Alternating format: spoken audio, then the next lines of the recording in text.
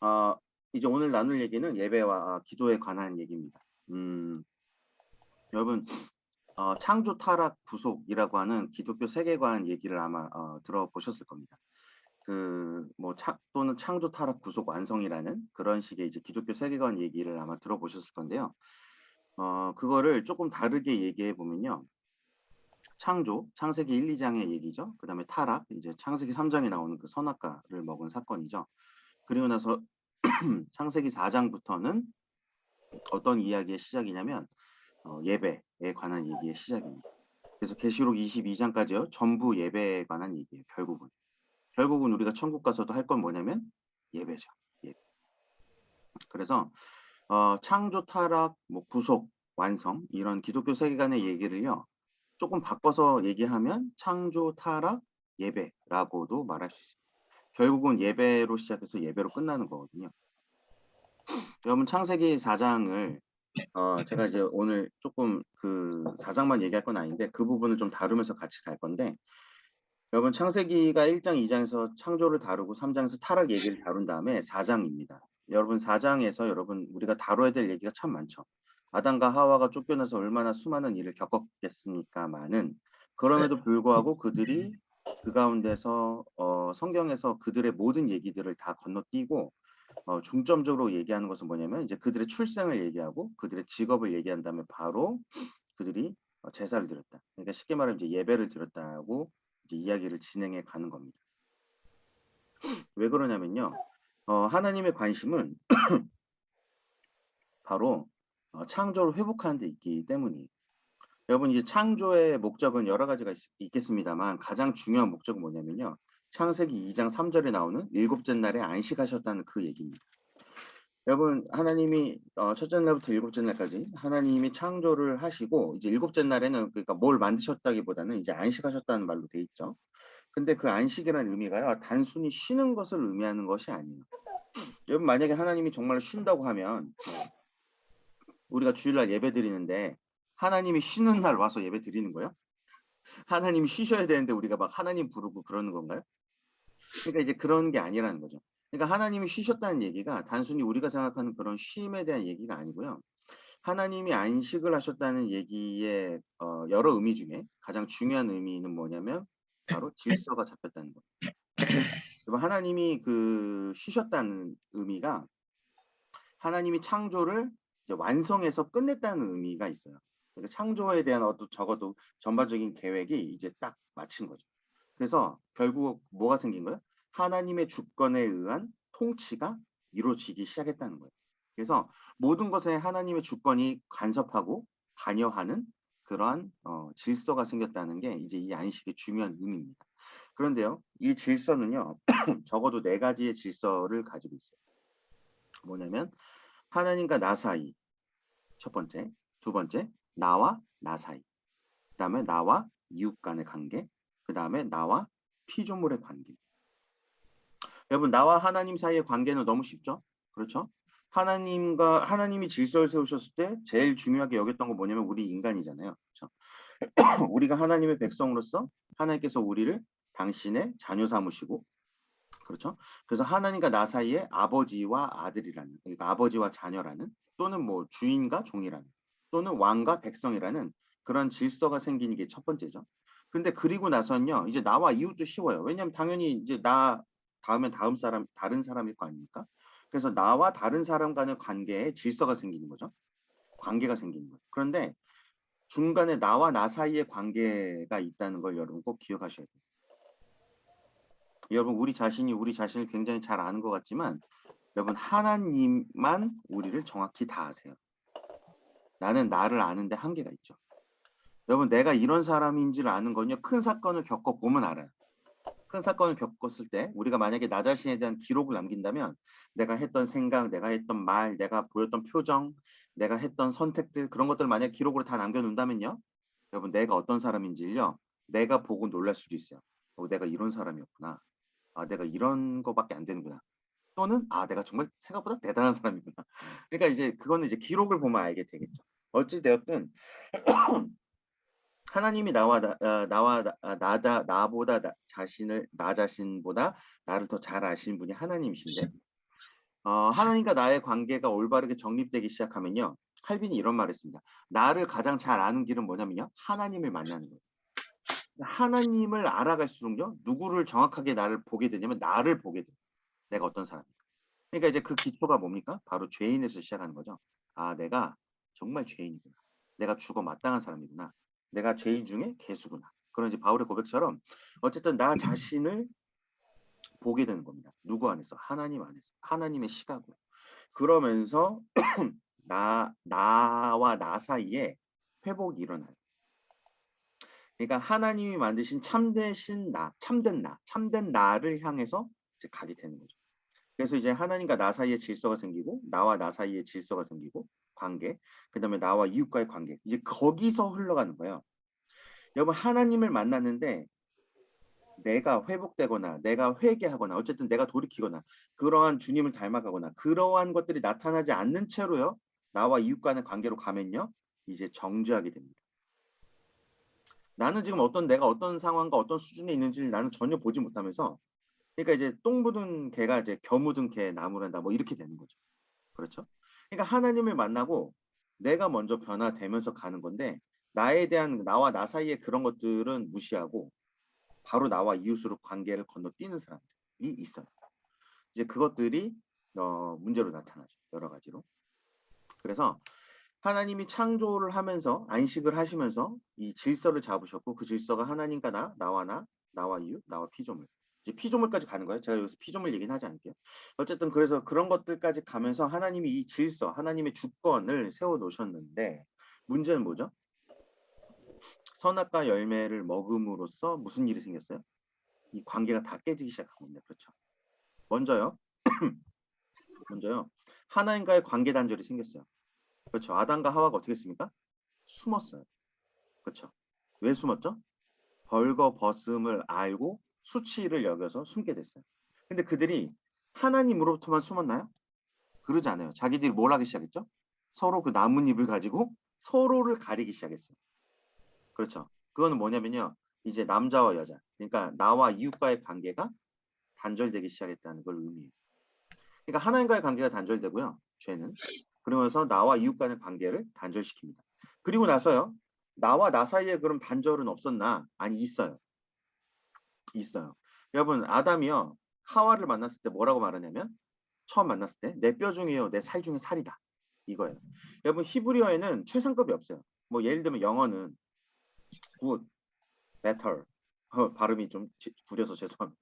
그 다음에 이제 best잖아. 이렇게 비교급 최상급이 있는데 히브리는 그게 없거든요. 그래서 그냥 뼈 중에 뼈, 살 중에 살이라는 말은 뭔 말이냐면 그냥 베스트란 말이에요. 베스트. 이게 최고다라는 말이에요. 그래서 그 제가 강의 중에 이런 말 하면 되는지 모르겠습니다만 그 세상 노래 중에 그거 있잖아요. 넌 내 거 중에 최고 이거 있잖아요. 그게 아담이 했던 그 노래예요. 그 말이에요. 넌 내 거 중에 최고. 내 거, 내 뼈, 내 살 중에 살, 내 거 중에 최고. 그게 하와 딱 그예요. 난 그래서 난 그 사람이 기독교인인가 싶었어요. 나는. 뭐 그럴 정도로 어쨌든 그런 최고란 말입니다. 그런데요. 아담이 그렇게까지 하와를 존귀하게 여기고 너무 사랑하고 너무 좋아했는데 3장에서 죄 짓고 나서요. 하나님이 물어보거든요. 하와야, 너 저기 아담아 너 왜 먹었냐? 아담이 뭐라고 말해요? 당신이 줘서 나와 함께한 이 여자 때문이라고 말해요. 이 뉘앙스를 잘 읽으셔야 됩니다. 이게요. 팩트를 전달하는 게 아니고요. 지금 아담의 기분을 전달하는 거예요. 나는 전혀 먹을 생각이 없었어. 근데 이거는 누구 때문이냐면 하나님 당신 때문이야. 아니 내가 언제 달라고 했어? 내가 언제 얘를 원했어? 당신이 줘서 나와 함께한 그 여자 때문에 내가 먹게 된 거예요. 이렇게 말하는 거예요. 그러니까 핑계를 지금 누구한테 돌리는 거예요? 하나님한테 돌리고 하와한테 돌리는 거죠. 그렇죠. 이 여자 때문에 또 먹었습니다. 그러니까 아담이 어떻게 된 거예요? 처음에 분명히 좋아하던 그 아담이요. 마치 정신분열이 일어난 것처럼 전혀 하와를 멀리하는 그쵸. 자신과 자신 사이의 생각의 단절이 일어나는 거예요. 뭐 때문에? 죄 때문에. 일관되지 않게 되는 거예요. 자신. 그러니까 죄가요. 모든 거를 파괴합니다. 모든 걸 파괴. 그렇게 되고 나서 창세기 4장이 어떤 이야기로 시작한다고요? 예배에 관한 이야기로 시작한다. 여러분 이 배열에는 의도가 있는데 이 의도들은 그것을 설명하는 것이에요. 하나님은요. 여러분 이거를 오해하시면 안 돼요. 창세기 3장에서 타락의 사건이 일어났다고 해서요. 창조가 절대 실패한 게 아닙니다. 여러분 그렇게 되면요. 우리 하나님 굉장히 무능한 하나님이 되는 거예요. 여러분 창조는 실패한 게 아니고요. 인간의 불순종으로 인해서 어떻게 된 거죠? 창조의 완성이 지연된 거예요. 원래 거기서 끝났어야 되는데 그게 아니고 인간이 불순종으로서 딜레이가 된 거죠. 그게 언제까지 딜레이가 된 거예요? 예수님의 초림 때 한번 창세기 3장 15절에서 말했던 여자의 후손이 와서 어떻게 했어요? 뱀의 머리를 땄죠. 그렇죠? 뱀의 머리를 쳤고 그러나 그 완성은 언제? 이제 재림 때. 그렇죠. 단순히 지연된 것뿐이지 절대 실패한 게 아닙니다. 실패한 게 아니라는 건 무슨 말이냐면요. 하나님의 창조를 버린 적이 없다는 거예요. 왜냐하면 실패하지 않았기 때문에. 그렇죠? 하나님의 창조의 목적은 변하지 않았어요. 그렇죠? 창조의 목적은 딜레이 됐을 뿐이에요. 그러니까 이젠 누굴 기다리는 거야? 하나님의 창조의 회복을 일으킬, 그것을 가져올, 그 순종하는 그 사람. 이제 결국 그게 예수 그리스도시지만 예수 그리스도 안에서 이제 재창조라고 얘기하잖아요. 새 창조거든요. 근데 어쨌든 예수가 오시기 전에 우선 이 구약에서 예수가 오시기까지 결국 사람들한테 원하신 건 뭐냐면요. 예배인 거야. 그럼 이 예배라는 거는 1차적으로 무엇을 의미한 거냐? 우리가 뭐 하나님을 찬양하고 기도하고 뭐 헌금도 내고 그런 게 아니고요. 성경의 문맥에서는 예배라는 건 1차적으로 뭘 의미하는 거냐면요. 안식을 회복하는 유일한 방법이라는 거예요. 여러분, 예배만이 창조의 목적을 회복할 수 있어요. 여러분, 예배를 드리지 않으면서 창조의 목적을 회복한다는 건 말도 안 되는 거예요. 여기 창조의 회복을 말하면 정말 여러 가지가 있는데 그건 이제 뒤에서 조금 다루기로 하고 우선 창세기 4장에서 말하는 예배가 나온 이유, 창조의 목적을 회복하는, 안식을 회복하는 질서, 하나님과 나 사이의 관계의 질서, 나와 나 사이의 관계의 질서, 나와 이웃과의 관계의 질서, 나와 피조물 간의 관계의 질서, 그런 것들이 올바로 세워지기 위해서는 오로지 뭐가 필요하다? 예배. 예배할 때만이 관계가 바로 서게 돼 있다는 거예요. 그러니까요, 하나님을 예배하지 않고 나와 이웃 간의 올바른 관계가 될 수가 없어요. 그러니까 세상은 어떻게 가는 겁니까, 원래는? 하나님을 예배하지 않는 세상 사람들은 관계가 어떻게 맺어지는 거예요?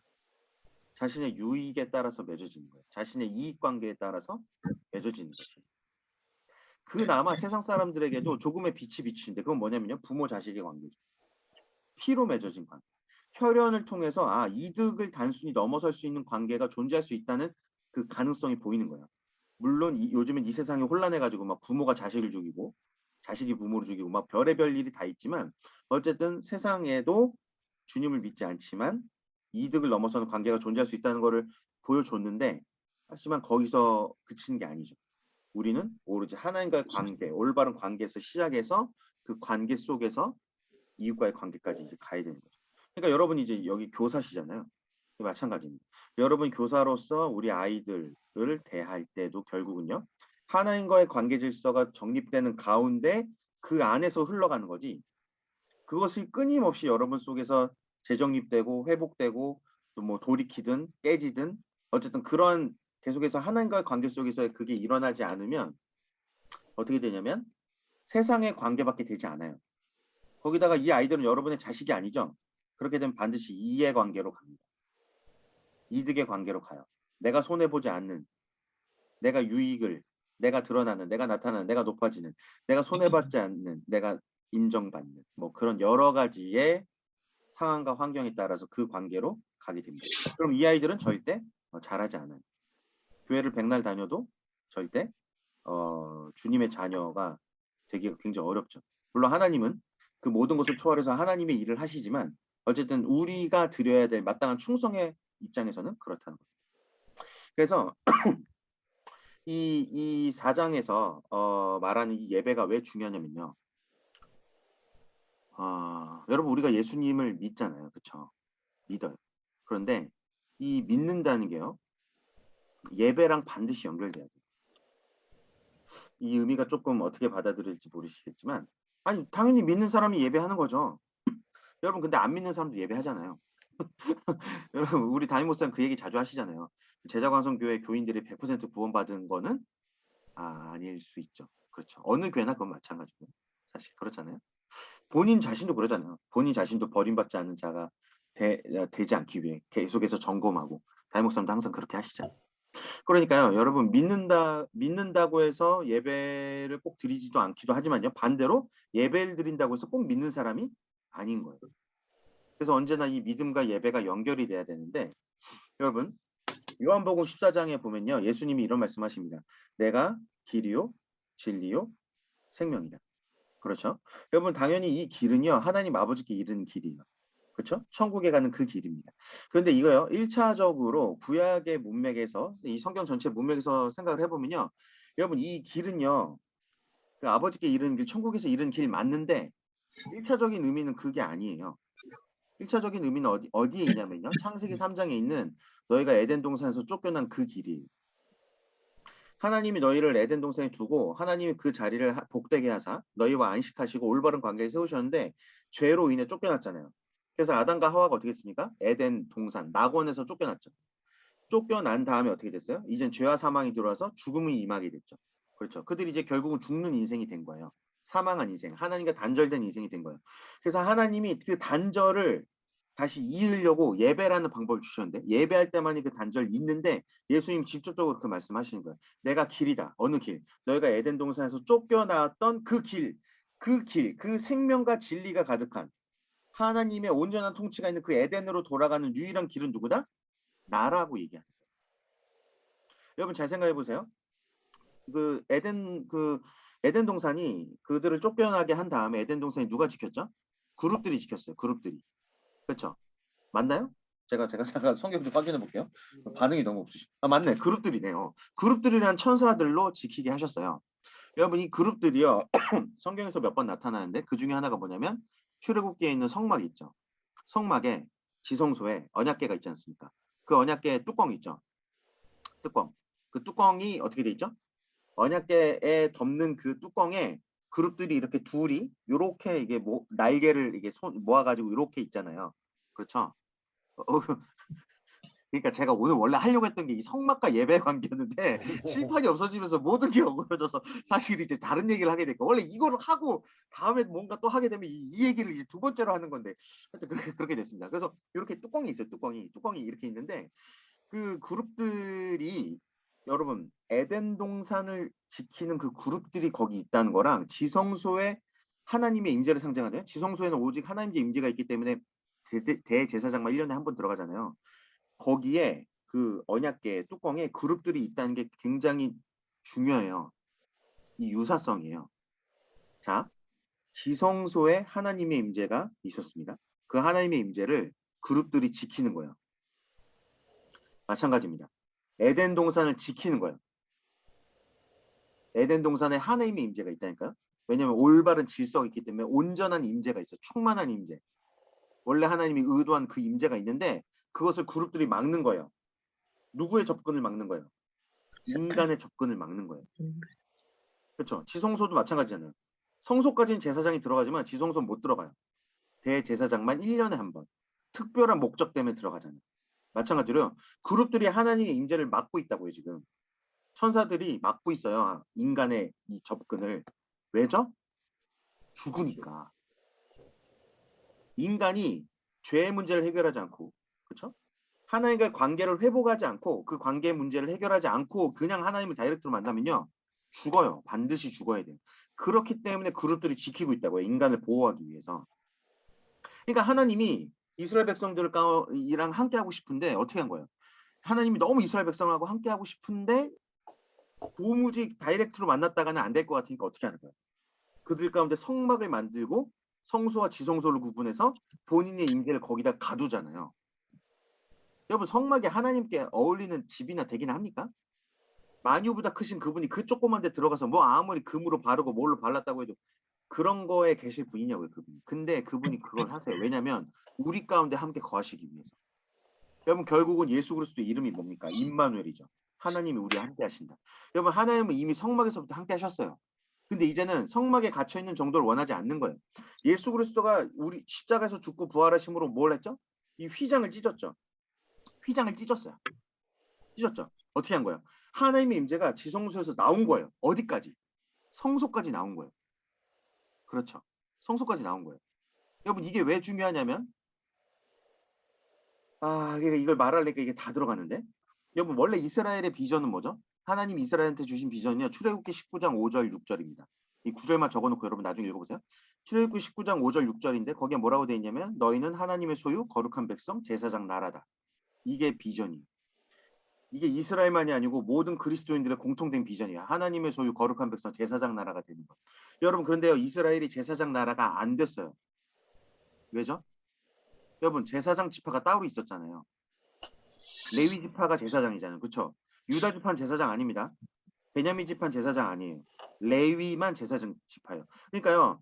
출애굽기 19장과 20장을 잘 읽어보시면요. 20장 18절 이하를 읽어보시면 어떻게 되냐면 백성들이 두려워해서 어떻게 했냐면 산에 올라가지 않았어요. 처음에 하나님은 백성들이 다 올라오라고 했어요. 그러나 그들이 두려워해서 올라가지 않았고요. 결국 모세만을 보냈어요. 그래서 그때부터 이미 이스라엘은 어떻게 되냐면 제사장 나라가 아니라 제사장과 함께하는 나라가 됐어요. 레위 지파와 함께하는 나라. 여러분 이미요. 출애굽기 20장에서요. 이스라엘은 망할 것이 정해졌어요. 미안한 얘기지만 이미 실패할 게 정해졌어요. 물론 제가 이스라엘이 망했다는 의미를 교회가 이스라엘을 대체했다는 의미가 아닙니다. 저는 그런 건 아니에요. 그 의미를 말한 게 아니라 이스라엘이 어쨌든 실패할 게 이미 정해졌다는 거예요. 언제 실패할지 모를 뿐이지 이미 제사장과 함께한 나라. 하나님이 정해놓으신 제사장 나라라는 비전을 잃어버렸고 이미 제사장과 함께하는 나라라는 다른 정체성을 가짐으로써 그들은 이미 빗나가기 시작했어요. 출애굽기 20장에서 성막을 만들기 주전에.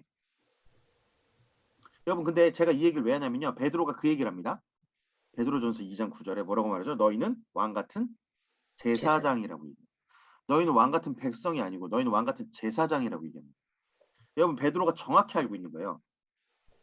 지금 자기는 신약 시대에 살고 있고 예수님을 만났고 예수님께로부터 성령을 받았고 사도가 되었지만 모든 교회의 비전, 회복해야 될 반드시 비전 중에 하나는 뭐냐면요.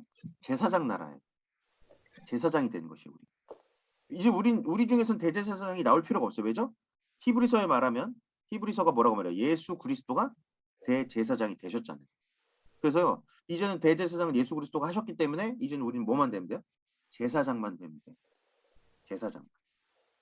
그래서 제가 지금 왜 에덴 동산 이런 의미들을 말하고 있냐면 여러분 휘장이 찢기면서요. 임재가 나왔잖아요. 밖으로.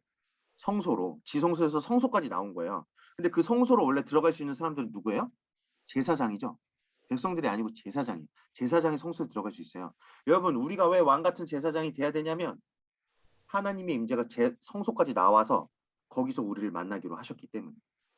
여러분 근데 우리가 제사장 나라가 되는 비결, 우리가 제사장으로서의 그런 것들을 회복하는 것은 뭐라고요? 예배예요. 예배. 여러분 그분이 우리를 위해서 산 길을 열어놨어요. 에덴 동산을 다시 들어가는 그 길을 열어놨어요. 하나님의 임재가 우리 가운데 함께하는 걸 만들어냈어요. 여러분 출애굽기가 말하는 바는 뭐냐면요. 우리 가운데 하나님이 사신다예요. 근데 그 다음에 이어진 레위기는 뭐죠? 그래서 우리 가운데 사시는 그 하나님을 어떻게 예배할 거냐잖아요. 그렇죠? 그러니까 예배가 중요한 거예요. 결국은 출애굽기를 통해서 하나님이 이스라엘 백성들을 만들어내고 십계명 주고 다 한 다음에 어찌됐든 뭐 여러 과정이 있습니다만 금송아지 사건도 있었고 했지만 어쨌든 그건 건너뛰고 결국은 성막을 만들어서 성막 가운데 하나님의 영광이 충만하게 임재했다. 출애굽기 40장.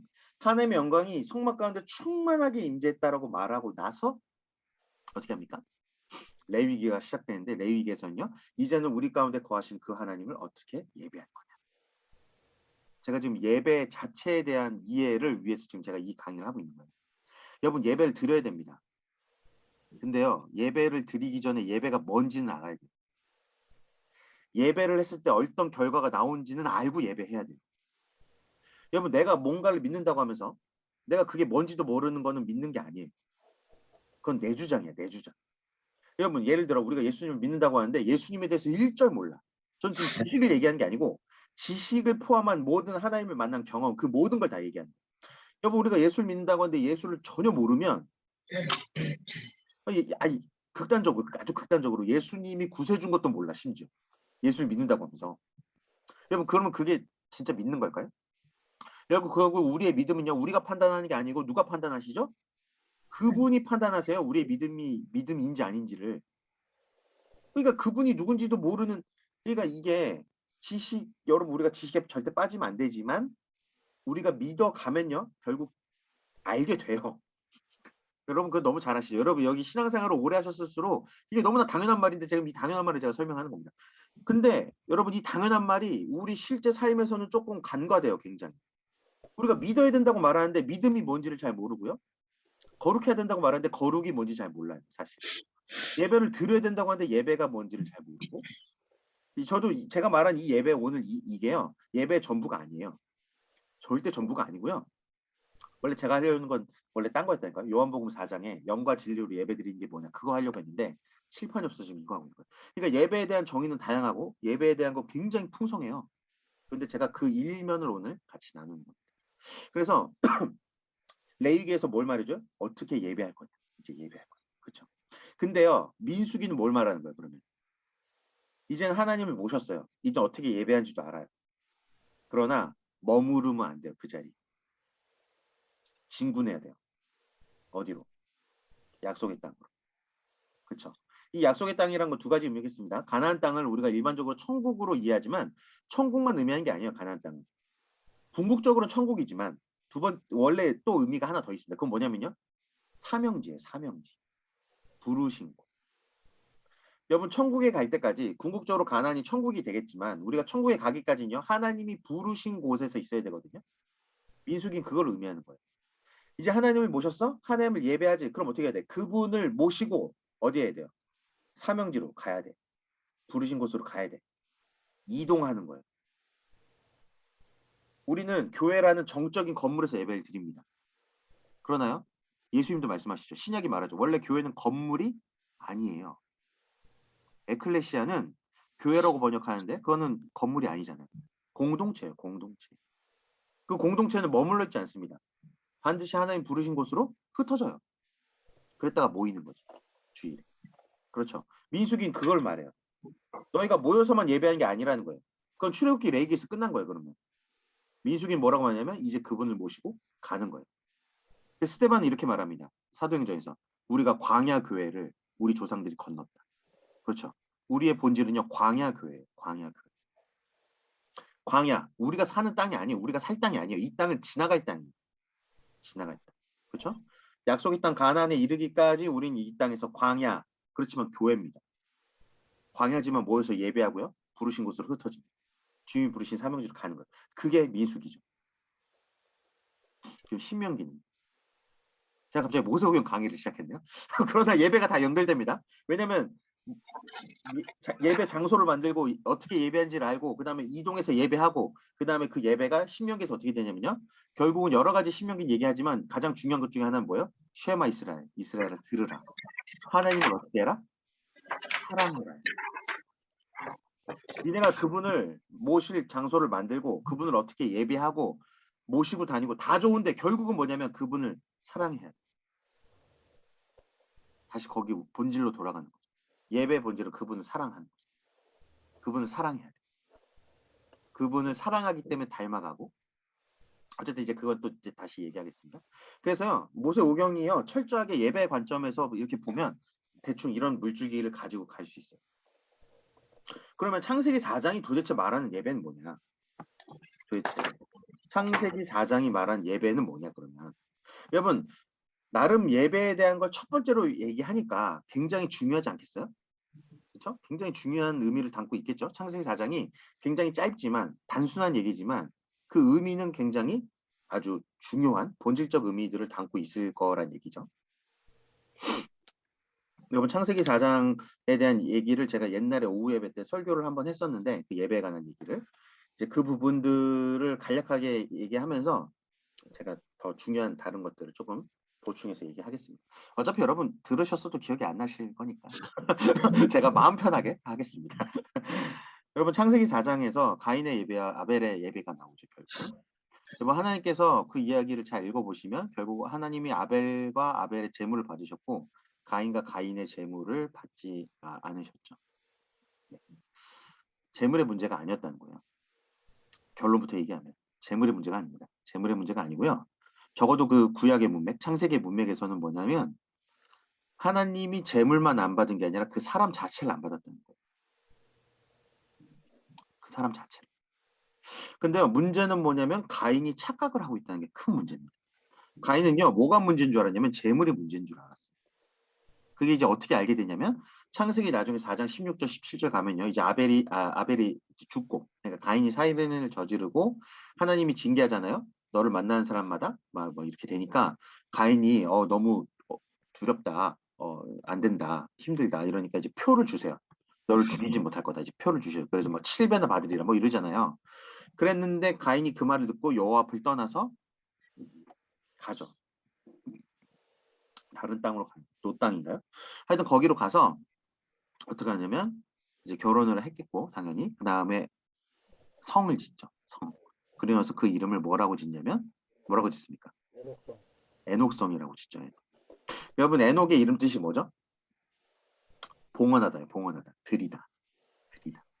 여러분 이제 우리가 흔히 아는 에녹은 이제 창세기 5장에 나오는 그 에녹이고 그렇죠. 하나님과 동행한 에녹. 근데 창세기 4장에도 에녹이 나온단 말이죠. 여러분 가인이요 성 이름을 에녹이라고 줬어요. 봉헌이라고 줬어요. 도대체 누구한테 이걸 봉헌하려는 걸까? 사탄이 아니에요. 하나님이에요. 하나님. 여러분 가인은요 하나님과 대화했던 사람이에요. 그렇죠? 대단한 사람입니다. 어쨌든 하나님을 알았어요. 물론 자신의 딴에는 믿었다고 생각했을 거예요. 그게 하나님 보시기엔 그 믿음이 아니었겠지만 어쨌든 본인은 믿는다고 당연히 생각했을 거고요. 그러니까 예배를 드렸죠 또. 근데 재물의 문제라고 생각했고요. 살인을 했고요.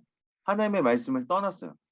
이 성을 쌓았다는 의미가요. 단순히 봉헌만 생각한 게 아니고요. 성을 쌓았다는 의미는 뭐예요? 자기가 성을 만든 성주가 됐다는 얘기는 뭐예요? 성에 들어올 사람과 나갈 사람을 누가 결정해요? 자기가 결정하는 거예요. 이 말은 무슨 말이냐면요. 하나님이 말씀으로 지켜주겠다고 했어요. 표를 주겠다. 근데 가인이 그걸 거부하는 거예요. 나는 하나님의 말을 믿지 못하겠다는 거예요. 나는 내 힘으로 내가 나를 지켜야겠다는 거예요. 그래서 성을 만든 거죠. 그러니까 가인의 나라는 뭐예요? 하나님에 의해서 보호받고 하나님에 의해서 인도받는 나라가 아니고요. 가인의 나라는 무슨 나라예요?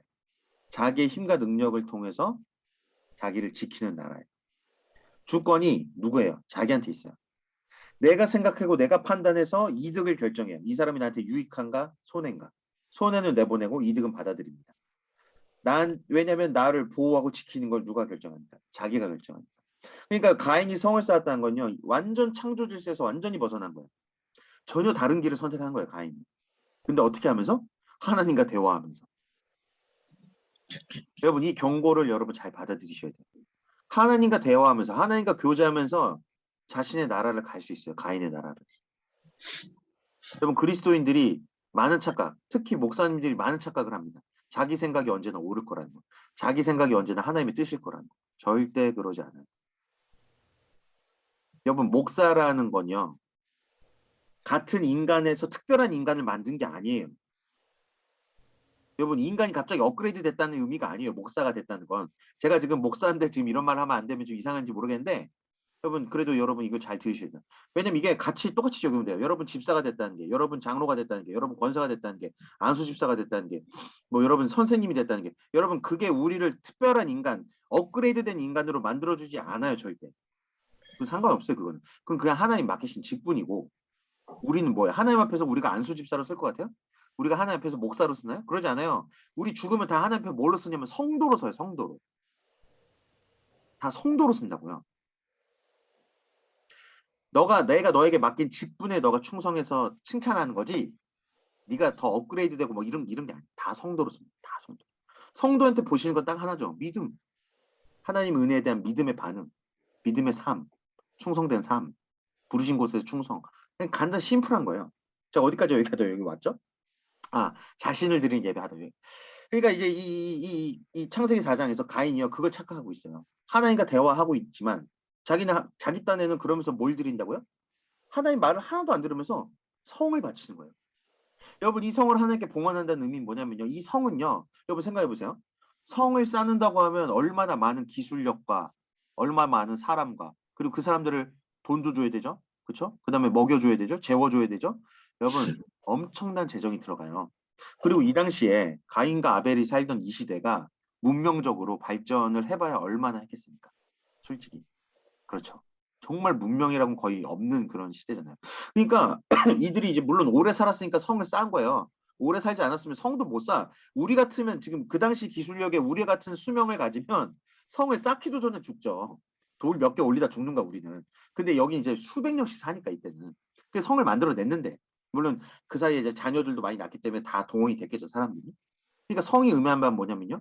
인간이 할 수 있는 최대 재정, 최대 헌신. 그 다음에 또 하나가 뭐더라? 내가 이거 적어놨는데.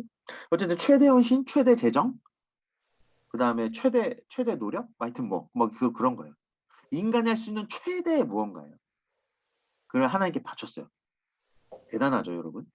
성을 바친다고 하면 여러분 우리가 이거를 좀 이해하기가 어렵지만 여러분 이렇게 우리가 이 세계에서 그걸 조금이라도 이해해 보려면 이런 겁니다. 여러분 우리가 강남에 빌딩이 있어요. 근데 그 빌딩을 하나님께 봉헌하는 겁니다. 그냥 빌딩을 봉헌하는 거야. 여러분 어마어마하지 않습니까?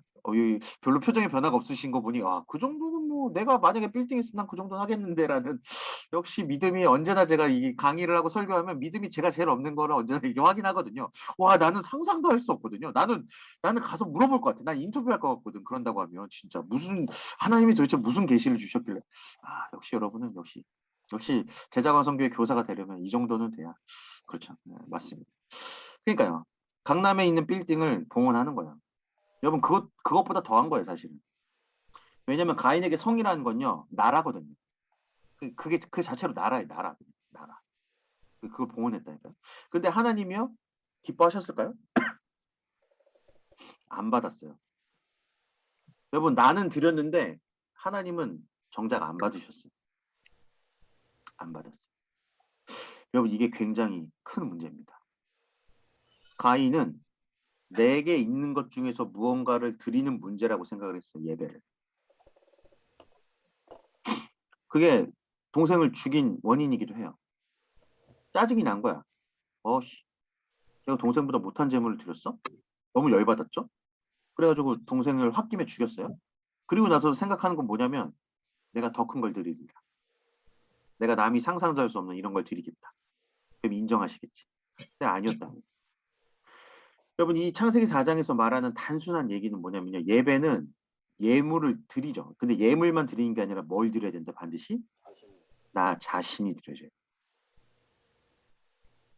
나 자신이 드려지지 않는 건요. 예배가 아닌 거예요. 사실상.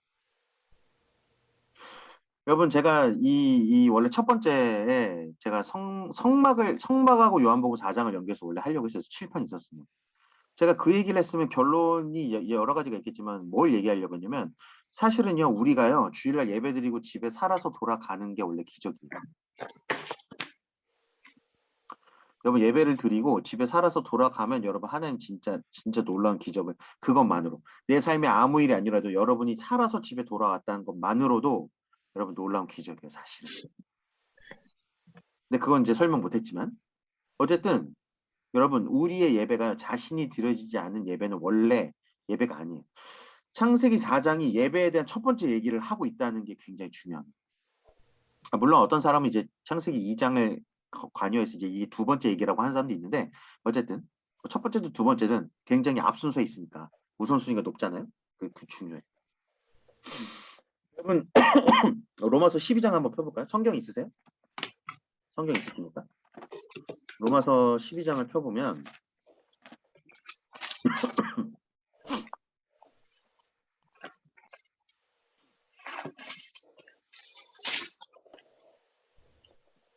1절하고 2절입니다. 뭐 여러분 너무 잘 아시는 구절인데 1절과 2절이거든요. 여러분 한번 음소거지만 다 같이 읽어볼까요? 그러므로 형제들아 내가 하나님의 모든 자비하심으로 너희를 권하노니 너희 몸을 하나님이 기뻐하시는 거룩한 산 제물로 드리라. 이는 너희가 드릴 영적 예배니라.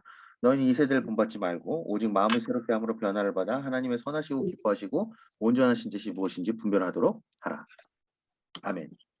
여러분 단순하게 그냥 보세요. 이 구절이 막 어떤 깊은 의미를 가지고 있나. 그게 아니고 그냥 이 구절을 단순하게 보세요. 너희 몸을 드려라요. 이게 뭐라고요? 이게 영적 예배예요. 여러분 몸을 드리는 게 영적 예배. 몸을 드리는 게. 영적인 예배가 되기 위해서 영적인 걸 하는 게 아니고요.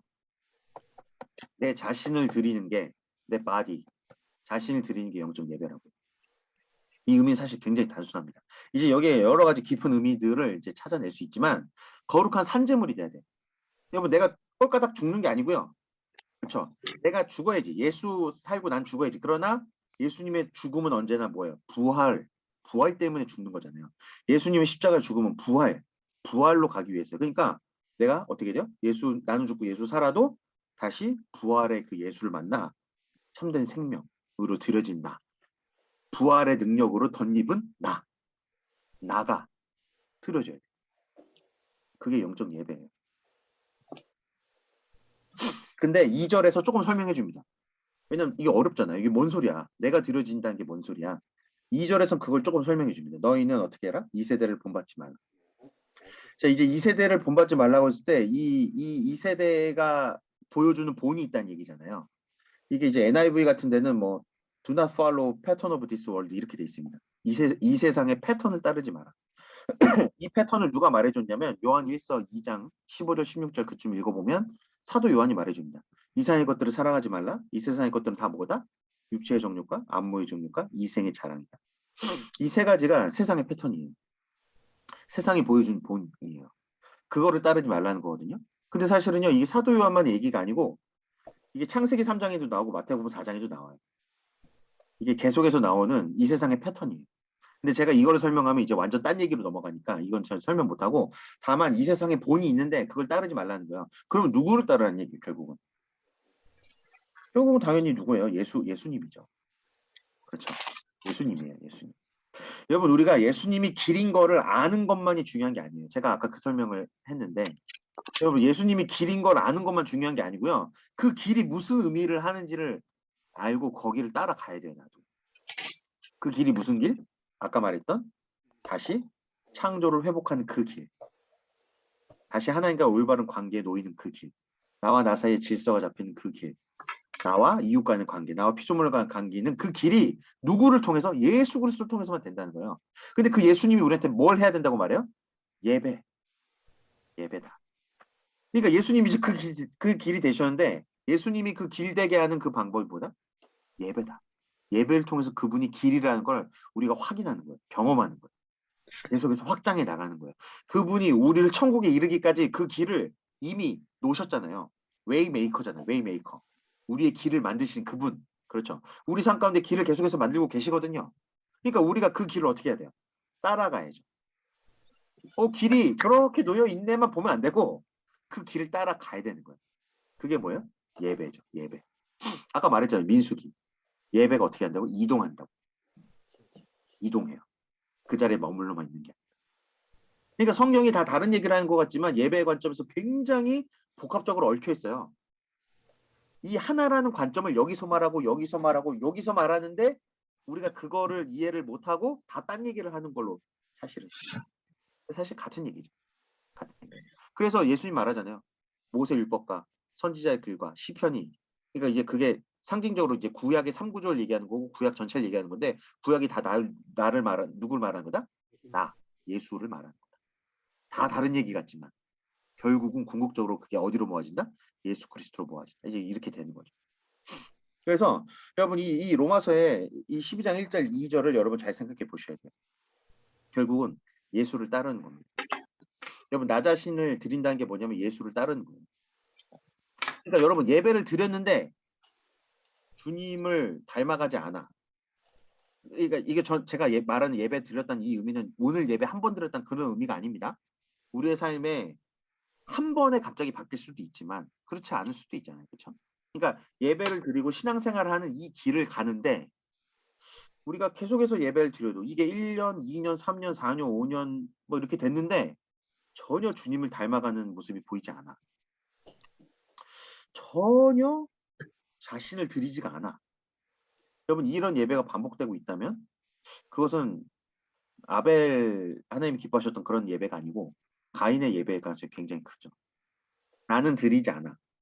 그러니까 예배를 안 드리는 불신자는 아니에요. 예배를 드리니까. 예배를 드려. 그런데 가인의 예배죠. 자신은 드리지 않고 내가 가진 것만 드리는 거예요.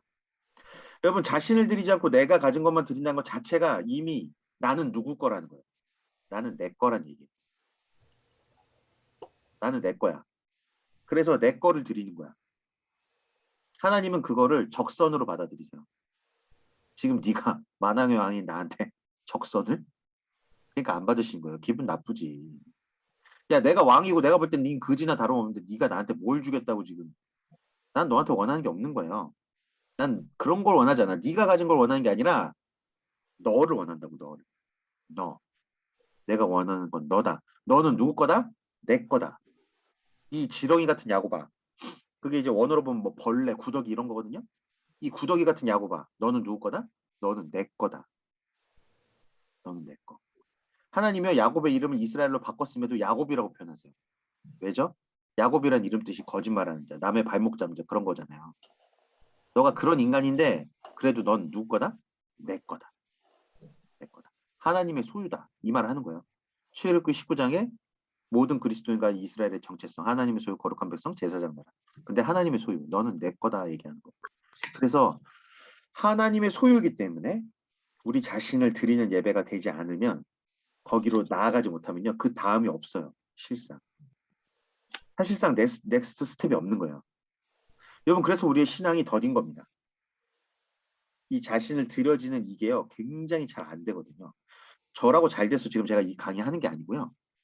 그러니까 오죽 답답하겠습니까? 저는 이 강의 내용을 만들면서 제가 이걸 잘 돼서 막 그럼 간증을 했지.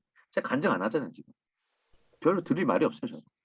저도 순간순간 그렇게 주님께 제 자신을 드리면서 온 적이 있긴 있지만 부끄럽죠, 참. 그래서 어쨌든 이 자신을 드리는 예배를 통해서 이제 그 다음 스텝으로 이제 가는 거죠. 여러분 결국은요. 예배를 드리면요. 그러니까 성경이 규정하는 예배 정의에 부합하게 예배를 드리게 되면요. 제자가 될 수밖에 없어요. 여러분 제자 양육을 한다고 제자가 되는 게 아니에요. 그러니까 제자 양육하지 말라는 얘기 아닙니다. 그게 아니고요. 원래 진짜 예배가 되면 뒤러치면 제자가 돼 가요. 그렇게 될 수밖에 없어요.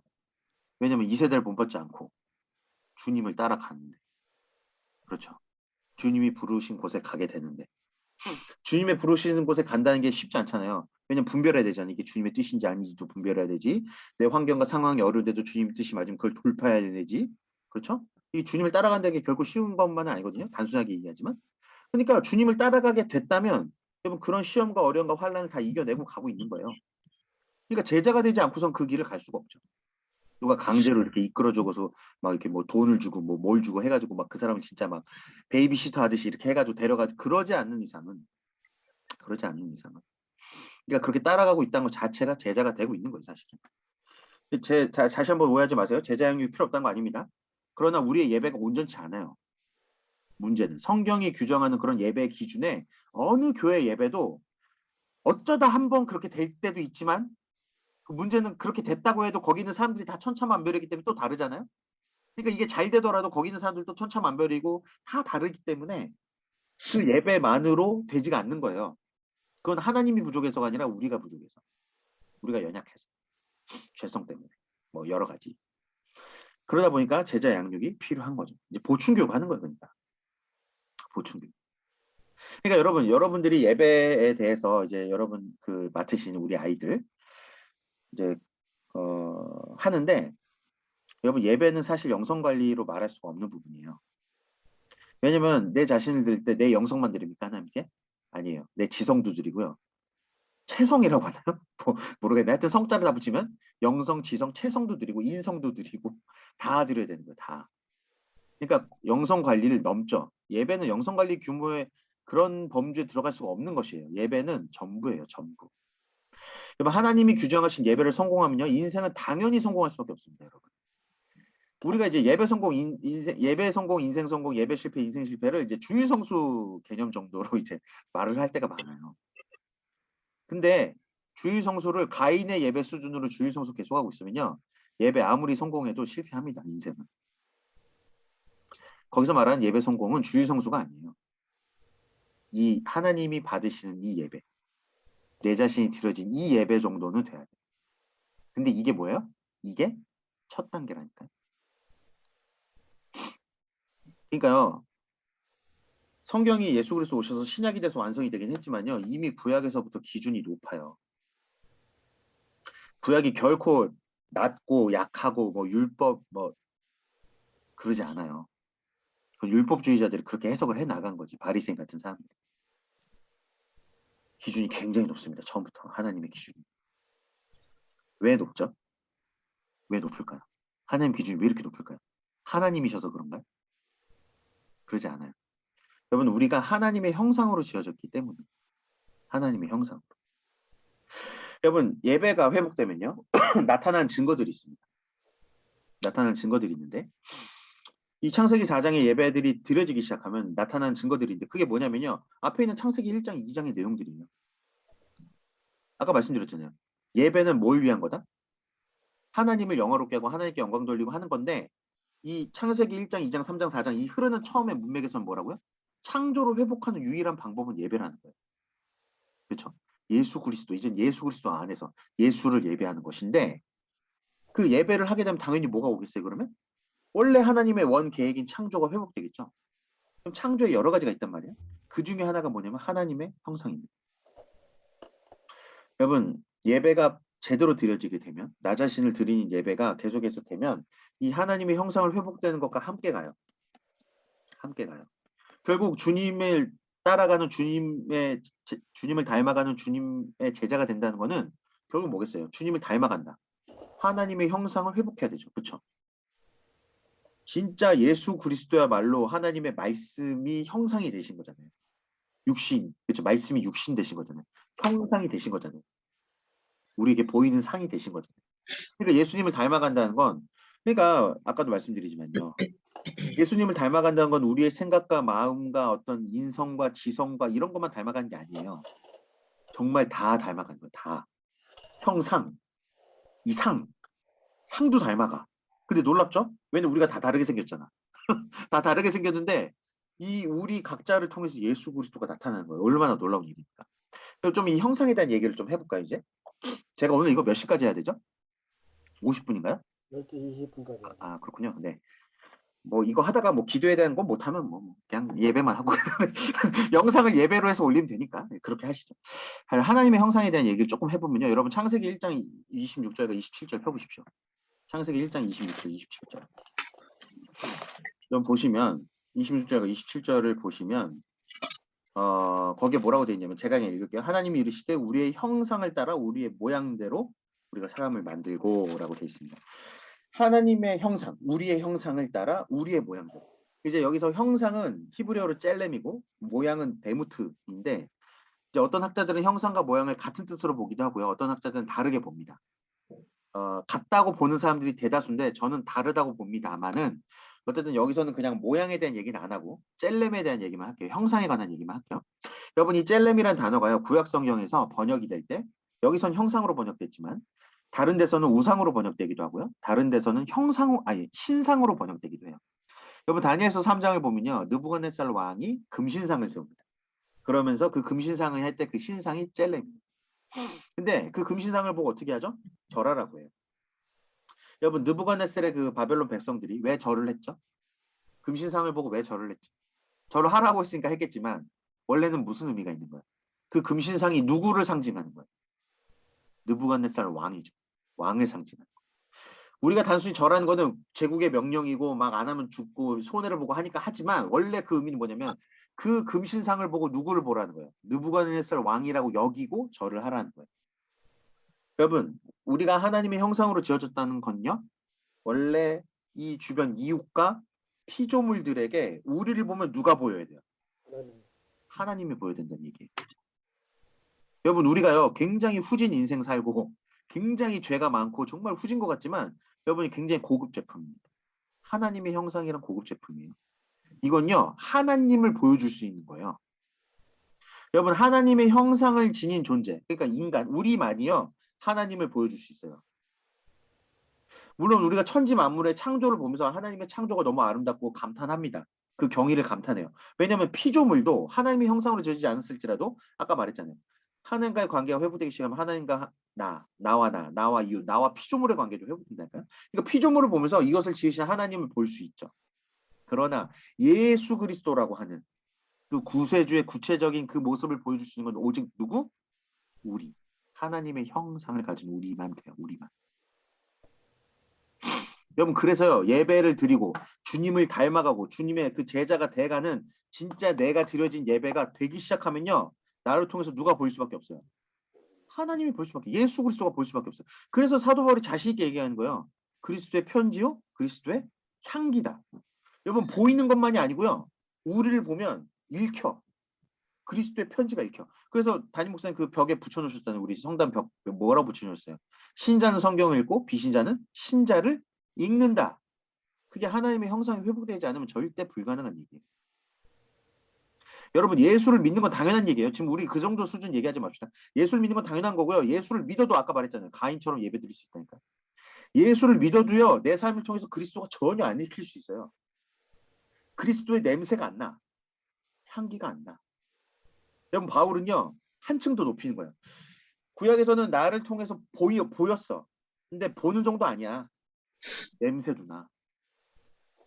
그리고 보면 읽을 수가 있어. 더 높은 차원을 얘기하는 거지 바울은. 형상의 회복에 정확히 말하면요. 더 높은 차원이라기보다는요. 하나님이 형상이 가졌던 그 의미들을 발견한 것이에요. 단순히 보여주는 정도가 아니었다는 거예요. 사도 바울이 예수 만나고 그 진정한 의미를 깨달은 거죠. 이제 더 높은 의미라고 해버리면 신약이 더 높아진 것 같으니까 그렇지 않아요? 구약과 신약은 하나님의 동등한 권위를 주신 책입니다. 어쨌든 그래서 바울이 발견한 거예요. 그렇게 되는 겁니다. 그러니까요. 이 형상이라는 단어가요. 문제는 뭐라고요? 다른 문맥에서는 우상이라고 쓰이기도 해요. 젤렘이 번역이 될 때. 여러분 그렇게 되니까요. 이제 우리한테는 두 가지 삶이 남은 겁니다. 하나님의 형상으로 살 것이냐 아니면 우상으로 살 것이냐. 여러분 예수를 믿는다고 해도요. 우상으로 사는 사람들이 많이 있습니다. 가인은 결국 우상의 삶을 산 것이죠. 무슨 말이냐면요. 여러분 고대에는 샤머니즘이 있습니다. 지금도 물론 샤머니즘이 있고 여러분 모든 종교의 본질은 샤머니즘이에요. 여러분 비나이다 비나이다 비나이다 비나이다 비나이다 새벽에 정한수 떠놓고 여러분 우리나라의 새벽 기도가 잘 정착된 이유가 우리나라가 워낙 새벽에 그 기도하는 샤머니즘이 강력했기 때문에 그들이 예수 믿으면서 똑같이 해서 새벽 기도가 잘 정착됐다는 얘기가 있어요. 굉장히 논리적인 얘기긴 해요. 그게 전부는 아닌데 그러나 그게 이제 왜냐면 대상이 예수 그리스도로 바뀐 거니까. 근데 문제는 내용이 바뀌지 않으니까 그렇죠? 여러분 잘 아시잖아요. 한국 기독교가 샤머니즘 같은 기독교가 굉장히 강력했거든요. 지금도 계속 있어요. 왜냐면 그게 믿음의 대상은 바뀌었어요. 근데 내용이 바뀌지 않은 거죠. 그렇죠? 가인의 예배도 똑같은 겁니다. 믿음의 대상은 하나님인데 예배의 내용이 바뀌지 않는 거예요. 똑같은 겁니다. 기도가 대상은 바뀌어도요. 내용이 바뀌지 않으면 똑같아요. 결론적으로. 여러분 이 샤머니즘이라는 게 결국은 비나이다 비나이다 비나이다 하지만 결국 뭐예요? 내가 원하는 거 내놔예요. 내가 겸손한 척하고 있지만 결국은 내가 위에 사람이고 니는 아래 사람이야. 그러니까 내가 원하는 거 내놓으라는 거예요. 샤머니즘의 본질은 겉모습은 어떻게 겸손하게 하고 있고 얼마나 열심히 하고 있든 전혀 상관없어요. 내가 원하는 걸 내놔예요. 여러분 기독교의 그 샤머니즘이 그래서 무서운 겁니다.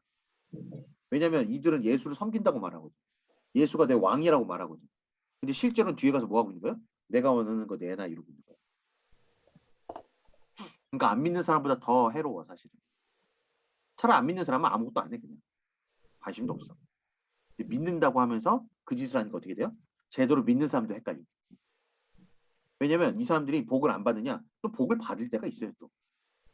그냥 하나님이 주신 거든 아니면 그냥 하나님이 줘버린 거든 하나님의 마음이 기쁘시게 준 거든 별로 기쁘지 않게 그냥 줘버린 거든 뭔지 모르겠지만 어쨌든 다 다르겠지만 그런 것 때문에 또 헷갈리거든요 믿는 사람들이.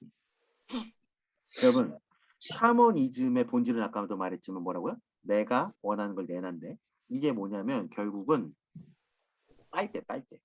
고대 어떤 세계관으로 얘기하면 빨대인 거예요. 고대 샤머니즘은 하늘에다가 빨대를 꽂아요. 빨대를 꽂고 쪽쪽 빠는 거예요. 내가 원하는 걸 내놔 쪽쪽쪽 빠는 거예요. 바알과 아세라상을 세워놨죠. 그 우상이잖아요. 그게 뭐예요? 그게 빨대인 거예요. 빨대 역할을 하는 거예요.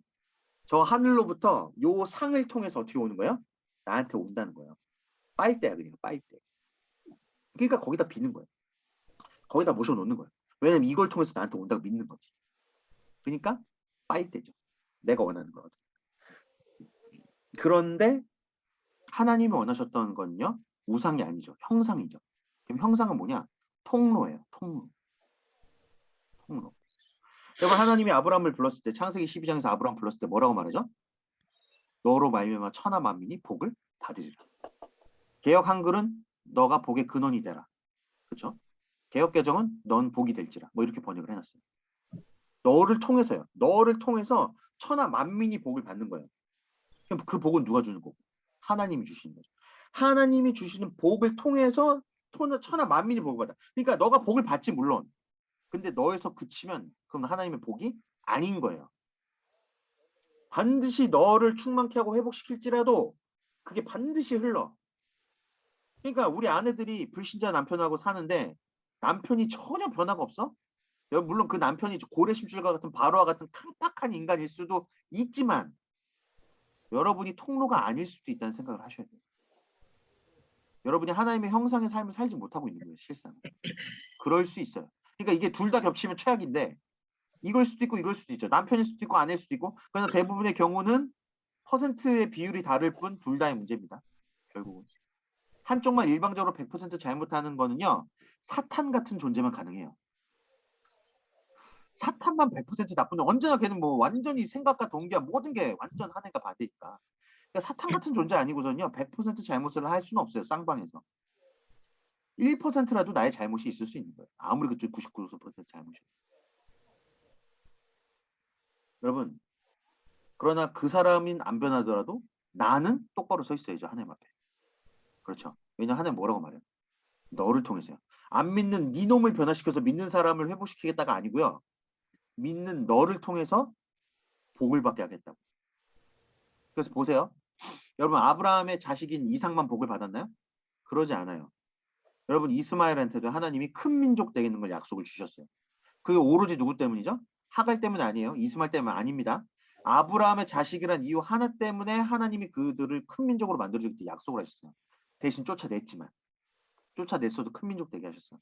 여러분 나중에 그두라라고 하는 창세기 25장에 가면 그두라라고 하는 또 철을 얻어가지고 많은 자식을 낳습니다. 하나님이 그들에게도 많은 것들을 줘서 보냈어요. 이삭과 함께하지 못하겠지만 결국은 그래도 많은 것들을 줘서 보냈어요. 왜죠?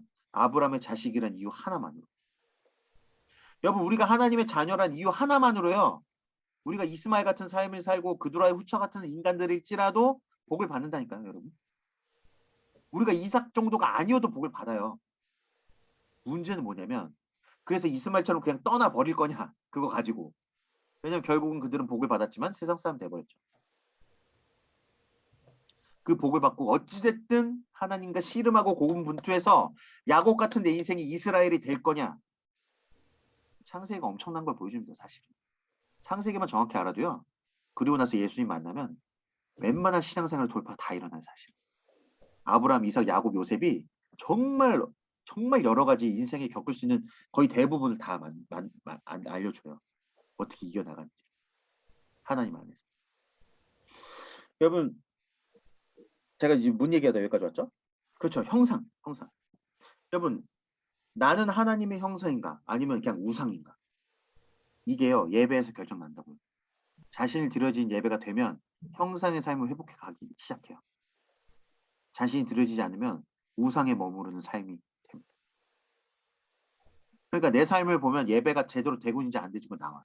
여러분이 물론 새벽기도 나가고 뭐 금요 철야하고 주일 예배 드리고 셀예배하고 좋습니다. 해야죠. 제가 여기서 목사인데 그런 거 다 필요 없다 이러면 안 돼. 해야죠. 그런데 여러분 했다고 해서 끝나는 게 아니라고. 결과가 어떻게 되고 있냐고. 그 결과가 쌓여서 어떻게 되고 있냐고. 어떠한 삶이 사라지고 있냐고. 하나님의 형상이 되느냐 우상이 되느냐. 여러분 아까 제사장 나라 얘기했잖아요. 너희는 왕같은 제사장이다. 여러분 제사장의 핵심 개념이 뭐냐면요. 결국은 통로예요. 왜죠? 제사장은 뭐 하는 사람이에요? 하나님과 백성 사이에 서 있는 사람이에요. 그래서 백성들이 제사를 드릴 때 도와주죠. 그 다음에 알려주겠죠. 이렇게 드리는 거야. 하나님의 법은 이런 거야. 그러니까 하나님의 말씀도 알고 하나님의 말씀을 가르쳐줘요. 그리고 도와줘. 이렇게 해야 돼. 이렇게 하는 거야. 왜냐면 하나님께 나올 땐 이렇게 하는 거야. 그러니까 하나님을 잘 알고 하나님을 잘 섬길 뿐만이 아니고요. 그거를 나만 가지고 있는 게 아니야. 왜 예수님 시대 바리새인들이 실패했냐면 누구보다도 하나님을 잘 따랐어요. 그 사람들의 열정과 열심을 따라갈 수 없어. 지금도. 근데 왜 그들이 실패했냐면 그들이 그러고 나서는 이웃을 도와서 나머지 백성들을 도와서 하나님께 데려온 게 아니고 지네만 잘났어 그냥. 거기서 끝난 거예요. 제사장 나라가 되지 않았어. 그래서 실패한 겁니다. 그래서 실패한 거예요. 여러분 우리가요 예수 믿고 나만 잘 살고 있으면 실패한 거예요 사실상. 예수님 분명히 말합니다. 니네 의가 적어도 바리새인보다 낫지 않으면 결단코 천국에 들어오지 못해. 바리새인보다 나으라는 게 바리새인의 열심보다 나으라는 얘기가 절대 아니에요. 그런 얘기가 아니에요 예수님. 그러니까 여기서 의로움이라는 걸요. 우리는 항상 어떤 의로 이게 종교개혁 마틴 루터 때부터 시작된 건데 항상 법정적 의의로 생각해. 법정에서 죄가 있냐 없냐 하나님 앞에서 이게 깨끗하냐 안 깨끗하냐 법정적 의의로만 생각해. 근데 이 예수님이 말한 의의는요. 법정적 개념이 아니에요. 관계적인 의의예요. 관계적인 의의. 그러니까 법정적 의미도 있는데 관계적 의의라는 걸 꼭 함께 기억하셔야 돼요. 관계, 하나님과 관계. 아까 말했죠. 하나님과 관계하면 퍼뜩 떠올라야 돼. 뭐? 안식, 질서. 근데 그 안식이란 질서는 뭐라고요? 하나님과 나만이 아니고 어디까지 가? 나와 나, 나와 이유, 나와 피조물까지 가는 관계라고요. 의. 의는 하나님과 올바른 관계 질서인데 그 관계 질서가 되는 순간 어디까지 가야 돼요? 나와 나, 나와 이유까지 가야 돼요. 그래서 바리새인들 그걸 착각한 거예요. 그리고 루터도 너무 법정적 의만 얘기해가지고 사람들이 그 관계적 의를 까먹어 버렸어 다. 그러지 않아요. 같이 가는 거예요. 바리새인의 의보다 결단코 낫지 않다고 했을 때 그게 법정적 의만을 얘기한다고 생각하시면 절대 안 돼요. 그럼 법정적 의라면 여러분 그냥 바리새인보다 더 한 율법의 삶을 사셔야 돼요. 그 의미가 아니잖아요. 그 의미가 아니에요. 그 의가 법정적 의의 의가 아니고 관계적인 의미를 담고 있는 그 의예요. 그렇기 때문에 하나님과 관계뿐만이 아니고요. 이웃까지 가야 돼요. 바리새인들은 그게 전혀 없었다니까요. 제사장 나라의 삶이 전혀 없었어요. 그들이 거룩한 백성이었는지는 모르겠지만 물론 그것도 따져봐야 되지만 제사장 나라는 전혀 되지 않는 거예요. 여러분 그리스도인이라고 하면서 나만 잘 살고 끝나면 그건 아무것도 아닌 거예요. 모르겠습니다. 저는 결국 천국에 대한 판단은 하나님 하실 거기 때문에 모든 것이 하나님께 달려 있는데 제가 분명히 말씀드리면 하나님의 원래 창조의 질서가 창조에 설정해 놓으신 이 어떤 뭐라고 해야 될까요? 기준이 하나님과 나와 이웃, 나와 피조물까지 가 있다는 거. 여러분 그걸 꼭 기억하시기 바랍니다. 그래서 예배를 드리게 되면 하나님의 기준을 회복하게 돼요. 뭐 수준이 이러니 저러니는 좀 다른 문제고요. 기준을 회복하게 됩니다. 그렇게 되니까 제사장 나라의 삶이 자연스럽게 될 수밖에 없어요. 여러분 자연스럽게 손해를 볼 수밖에 없어요. 여러분 통로가 된다는 걸요. 아주 우리의 현실에 적용해서 말하면 손해 보는 거예요. 결국. 여러분 내 거를 주잖아요. 그러니까 손해 보는 거지. 여러분 100억을 벌어도요. 1000억을 벌어도요. 남한테 100원, 1000원, 만원 주는 게 아까워요. 여러분 부자가 될수록 인색해지잖아. 아무리 많이 벌어도 많이 벌면 잘 줄 것 같죠? 그러지 않나니까. 아깝다니까 내 거 주면. 100억 그거 지고 갈 것도 아닌데 아깝다니까 남 주면. 그게 인간의 죄성이죠. 여러분 근데 하나님이 그 죄성을 이겨내라고 말씀하시고 근데 그 이겨내는 게 내 힘이 아니고 하나님의 은혜로 주님을 닮아가면 그렇게 돼. 이 세상에서 예수님만큼 손해보신 분이 어디 있습니까? 속된 말로 예수님만큼 삽질하신 분이 어디 있어요? 그냥 와가지고 바로 십자가 가서 죽고 부활하고 끝나고 그냥 가면 되지. 못하러 제자들을 3년 동안 그 제자들 그 헛소리를 들으면서 뭐 아버지가 있으면 한번 보여주세요 이러고 있질 않나 뭐 오병이어 사건 전에는 막 뭐 빵을 살려면 몇 데나리온이 필요합니다 이러질 않나 부활해서 나타났더니만 도망가 버려 그냥. 나 같으면은 부활하면 기절해 거기서 기절하고 와 진짜 하나님 살아계신 하나님의 아들이구나 도망가 그냥 가버려. 어떻게 하냐면 그냥 자기 잡던 옛날 고기 잡으러 가버리잖아요. 여러분 진짜 이 고래심줄 같은 인간들이 우리 믿음의 선조예요. 그러니까 우리도 그런 신앙생활을 하고 있는 거예요. 우리 조상들이 그랬기 때문에. 그러니까 여러분이 믿음의 좋은 조상이 돼주셔야 돼요. 이게 유전되는데 신앙도 유전돼요. 신앙도 닮아가요. 스타일도. 좀 본 게 있기 때문에. 여러분 그래서 지금 제가 이제 이 형상에 지금 기도에 대한 얘기는 전혀 못하는 상황이 됩니다. 그래서 이제 이 예배에 대한 얘기를 조금 정리하겠습니다. 여러분 다 잊어버리셔도 돼요. 다 잊어버리셔야 되는데 제가 정리하는 건 여러분 꼭 기억해 보셔요. 예배는 창조의 목적인 안식을 회복하는 유일한 방법이에요. 길은 예수 그리스도시고 방법적인 면에서 예배입니다. 근데요 그 예배는요 창세기 4장이 말하기를 뭐라고 말하냐면 자신을 드려야 되는 예배라고 얘기해요. 그냥 예배를 드린다고 회복되는 게 아니고요. 자신이 드려진 예배가 돼야 된다. 자신. 내가 드려진 예배. 그래서 로마서 12장을 조금 연결해서 말씀드렸죠. 내 몸을 드려라. 그게 영적 예배다. 영적인 게 다른 영적이고 막 이런 거를 드리는 게 아니고 나를 드리는 그 예배가 영적인 예배다. 그래서 그러면서 설명을 조금 해준다고 했죠. 2절에서 뭐라고요? 이 세대를 본받지 말고. 그러니까 예수 그리스도를 본받아 따라가는 거예요. 그러니까 자신을 드려진 예배는 결국 제자와 연결돼 있습니다. 제자도와 연결돼 있어요. 그러면서 12장 1절은 몸과 영을 연결하죠. 그 다음에 12장 2절은 뭐예요? 몸과 영이 연결된 상태에서 뭐예요? 이 세대를 본받지 말고 네 마음을, 그쵸? 몸과 영과 2절까지 가면요. 마음이 연결돼요. 몸, 영, 마음이 예배에서 다 연결돼요. 각자 따로 노는 게 아니라는 거예요. 그러면서요. 예배가 회복되면요. 증거가 나타나는데 수많은 증거가 있겠지만 저는 그중에서 그냥 창조의 이야기에서 한 가지를 얘기했어요. 형상이죠. 형상. 우상의 삶이었던 나의 삶이 형상이 돼가는 거야. 우상은 쉽게 말하면 뭐다? 빨대다. 내가 원한 걸 쪽쪽 빨아서 나만 불리는 거예요. 그래서 주님 말씀하시죠. 어리석은 부자. 저걸 쌓아만 두고 결국 가는 거죠. 그 어리석은 부자가 결국 그러면 창조로 얘기하면 뭔슨 삶을 산 거예요. 우상의 삶을 살았다는 거예요. 그냥. 그런데 형상의 삶을 산다는 건 뭐라고요? 통로. 흘러가는 거예요. 흘러가는 거. 아까 이스라엘의 비전을 얘기했던 하나님의 소유 거룩한 백성 제사장 나라. 이 제사장 나라의 개념이 뭐예요? 통로예요. 물론 여러 개념이 또 있습니다. 근데 제가 그냥 한 가지씩만 예배의 관점에서 그냥 연결시키기 위해서 한 가지만 얘기하는 거죠. 절대 제가 말하는 게 뭐 예를 들어 제사장 나라는 통로 이외에 의미가 없다. 절대 그렇지 않습니다. 여러 의미들이 다 있어요. 근데 제가 예배의 관점에서 연결해서 지금 설명하는 겁니다. 그래서 그러면서 제가 모세오경 얘기도 했었어요. 근데 그건 기억하지 못하셔도 됩니다. 뭐 이제 장소를 만들고 어떻게 예배한지를 보고 그다음에 이동하고 뭐 이제 그런 얘기도 설명했는데 어쨌든 그 부분은 조금 넘어가고 그래서 어쨌든 형상으로서의 삶, 그 삶이 나를 통해서 어떻게 되죠? 계속해서 흘러가요. 그래서 그리스도의 편지와 향기 그게 되는 거예요. 그렇게 될 수밖에 없는 겁니다. 예배를 드려지고. 그러니까 우리의 예배가 사실상 많은 실패를 했죠. 그러니까 사실은 우리는요 천국에 가서 완전한 예배를 드릴 건데 그 예배를 여기서 연습하고 있는 거예요. 천국에서 온전한 예배를 드리기까지 우리 여기서 연습하는 겁니다. 지금. 그래서 어쨌든 그래서 이제 이쯤 되면은 제가 다시 한번 말씀드렸던 예배는 영성 관리 차원이 아니에요, 사실. 영성만이 아니에요. 지성, 체성, 뭐 인성, 뭐 다 드리니까 그냥. 그러나 여러분들이 애들을 관리하실 때는 예배를 우선 드려야 되니까. 예배를 드려야 이제 그 일들이 일어나니까 예배를 드리는 것부터 이제 시작을 시켜야겠죠. 그렇죠? 그런데 이제 여러분은 교사기 때문에 여러분이 그 수준 관리하는 수준에서 여러분도 예배를 드리고 있으면 결국 여러분 애들도 여러분 이상을 못 가요. 여러분이 예배가 어떤 예배인지 참된 예배를 드리고 계셔야 됩니다. 또 제가 다시 한번 말씀드리지만 제가 말했던 것만이 예배의 전부가 아니고요. 요한복음 4장은 또 다른 얘기를 하고 성막이라든지 다 예배에 대한 다양한 얘기들을 합니다.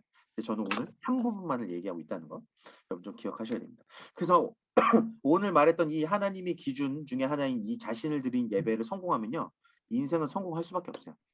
그러니까 제가 말하는 성공은 통로된 삶이기 때문에 손해를 보는 삶이 반복될 수 있다. 그러니까 하나님의 성공의 기준이 우리의 성공과 또 다르게 되는 거죠. 그러나 어쨌든 성공합니다. 하나님의 기준에서. 자, 시간이 없어서 기도에 대한 얘기를 5분 만에 끝내겠습니다. 그래도 해야 될 것 같아요. 짧게 해야 돼요. 많지만 여러분 이걸 생각해 보세요. 이제 기도에 대한 얘기입니다. 여러분 찬양을 여러분 얼마나 할 수 있어요?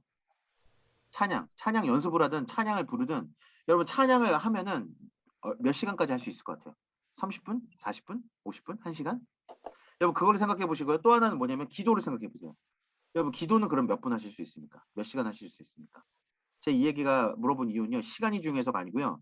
찬양의 본질은요. 기도의 본질과 같아요. 찬양은요. 곡조가 있는 기도예요. 그러니까 찬양은 기도예요. 기도. 근데 곡조가 있을 뿐이에요. 그래서 제가 이걸 왜 말하냐면요. 찬양은 몇 시간도 해. 근데 기도는 예를 들어 극단적으로 1분, 2분 이렇게밖에 못해. 여러분 이거는요. 같은 본질인데 지금 다르게 하고 있잖아요. 너무 극단적으로 차이가 나잖아요. 이 얘기는 그 사람이 찬양을 하고 있는 게 아니고 실상 그냥 노래를 하고 있다는 얘기입니다. 여러분 신앙이 성숙해지면요. 찬양과 기도의 비율이 비슷해져요. 점점. 물론 찬양이 더 쉬울 겁니다. 대부분의 사람들은. 대부분의 사람들은 찬양의 비율이 높아요. 그래서 기도의 비율이 낮고. 그렇지만 이 격차가요. 점점점 줄어요. 극단적이지 않게 됩니다. 이게 극단적인 사람들이 있는데 그 사람들은 뭘 하는 거다? 노래를 할 가능성이 굉장히 높습니다. 높아요. 여러분 그래서요 우리가 우리 교회도 특히 옛날 찬송가 많이 부르잖아요. 왜 CCM을 많이 안 부르는지 아십니까? CCM이 좋은 찬양들 너무 많아요. 그런데 이제 CCM이 엄청나게 많잖아요, 숫자가. 근데 많은 CCM에서 나타나는 공통적 문제가 뭐냐면요. 기도의 요소들을 잃어버리고요. 노래와 곡조의 요소들만 살아있어요. 그래서 CCM이 오래 못 가는 겁니다. 계속해서 시대와 장르와 유행을 따라서 바뀌는 거예요. 그런데 찬송가, 옛날 찬양들, 복음성가 이런 거는 오랫동안 불리죠. 근데 이제 문제는 뭐죠? 그 유행과 노래와 곡조를 따르는 세대 때문에 이 찬양들이 이제 사장되기 시작하는 거예요. 여러분 결국 찬양이냐 기도냐 뭐가 중요하냐면 메시지가 중요해요. 결국은. 뭘 기도하느냐, 뭘 찬양하느냐예요. 그래서 이 기도의 본질이라는 걸 놓치게 되면은 그래서 기도를 점검하는 가장 좋은 방법 중에 하나를 제가 알려드린 거예요. 내 찬양과 내 기도가 어느 정도의 격차를 벌이고 있는가. 이거를 보면은 우선 가늠할 수 있습니다. 그러면 이제 이 격차가 줄어져 있다. 그러면 우선 1차는 통과. 1차는 통과. 이제 그 다음에 내용인데 제가 여기서 내용을 길게 할 수 없어요. 내용을 한 시간은 더 해야 되니까 내용에 대한 얘기는 다룰 수 없지만 우선 기도에 대한 그 점검을 한번 해보시기 바랍니다. 그리고 다만 기도에 대한 이거에 대한 말씀드릴게요. 여러분 예배는요. 정말로 예배 자리까지 오기 힘든 사람도 있지만요. 우선 일단 오기만 하면 예배는 알아서 다 나머지가 진행해요. 그렇죠? 성가대가 하고 사회자가 하고 담임목사님이 하고 다 진행하잖아요. 물론 어떤 자세로 어떻게 드려진 예배를 드리냐 이제 그것까지도 있지만 그래도 어쨌든 예배를 드렸다는 그 체크의 관점에서는 오기만 하면 끝나. 어쨌든. 여러분 근데 성경 읽기는 조금 다르죠? 이제 내가 펴야 돼요, 성경. 읽어야 돼. 내가 읽어야 되잖아. 근데 그래도 도와주는 게 있어요. 성경 통독 이거 있죠. 그래서 예배보다 말씀 읽기가 조금 더 어려운 건데 그래도 이 드라마 성경도 있고 요즘에 이게 듣는 성경들이 있어서 이 들으면서 따라갈 수 있는 이제 조금 쉬워진 게 있어요. 근데 기도는요. 뭐죠? 이건 내가 해야 돼요. 이건 무조건 내가 하는 겁니다. 그러니까 기도가요. 예배랑 말씀하고 비교하면 더 높은 자기 부인이에요. 기도는. 여러분 기도를 듣는 분 계십니까 혹시? 보니까 유튜브에 몇 시간짜리 기도가 올라와 있기도 하더라고요. 여러분 기도는 듣는 게 아니에요. 그건 좀 이상한 신앙인 겁니다. 여러분 기도를 무슨 기도를 들어요. 여러분 우리가 대표 기도 듣죠 예배 시간에. 근데 그 대표 기도는요. 우리의 공통의 기도 제목을 그런 것들을 모아서 하는 선포하고 구하는 그런 기도. 말 그대로 대표. 다 같이 하지 않으니까. 대표의 기도, 선포의 성격이 가는 그거지. 여러분 대표 기도 와서 자기 얘기하시는 분 있어요? 그런 대표 기도 들어보셨어요? 자기 얘기하는 대표 기도? 여러분 그거는 진짜 교육이 필요한 문제. 말이 안 되는 거예요. 그건. 대표 기도와서 무슨 자기 얘기를 하고 있어. 자기 소원을 아뢰고 자기 기도 제목 얘기하고 있고. 그건 말도 안 되는 거죠. 대표 기도 와서 그거 하고 있는 건 진짜. 그렇죠. 성격이 다른 거예요. 내가 하는 그 기도는 반드시 누가 대신해 주지 않아요. 여러분 중보기도 중요합니다. 그러나 중보기도는 그 사람을 문 앞에만 세울 뿐 그 문을 넘어가는 건 자기예요. 그렇죠. 자기가 넘어가는 결국은. 그러니까 우리가 기도를 하지만 누가 해야 된다? 내가 한다. 내가 해야 돼. 내가. 근데 그 기도를 여러분 이제 체크하실 때 제가 이제 숙제를 얘기해야 되니까 숙제를 내드리기 위해서 여러분 기도를 시작하는 가장 좋은 방법은요. 그냥 무조건 시간을 정해서 그 시간에 할당하는 시간 예를 들어 그게 30분이든 15분이든 1시간이든 그 시간에 그냥 무조건 하는 거예요. 정해진 시간에 무조건 정해진 시간만큼을 하는 겁니다. 여러분 기도는요. 공부와 같아요. 왕도가 없어요. 궁둥이가 무거운 사람이 기도하는 겁니다. 결국 기도하는 거예요. 기도는 여러분 공부에서 제일 중요한 게 뭐죠? 예습이 중요하잖아요. 공부에서 중요한 건 복습이거든요. 왜냐하면 오답 노트 만든 이유가 그거잖아요. 공부 잘하는 애들 다 오답 노트 만들고 다 복습해요. 여러분 기도는요. 그러니까 중언부언하고 여러분 이걸 잘 이해하셔야 되는데 여러분 같은 기도한다고 전혀 문제되지 않아요. 중언부언의 문제는 뭐냐면요. 아무 생각 없이 그냥 비몽사몽간에 그냥 똑같은 얘기하듯이 그런 반복하는 그런 게 문제라는 거지. 나의 간절한 소원을 담아서 똑같은 기도를 하는 건요 전혀 문제 없어요. 마음의 문제가 있을 뿐이에요. 중언부언이라는 건 마음이 담기지 않았을 때 문제가 있는 거지.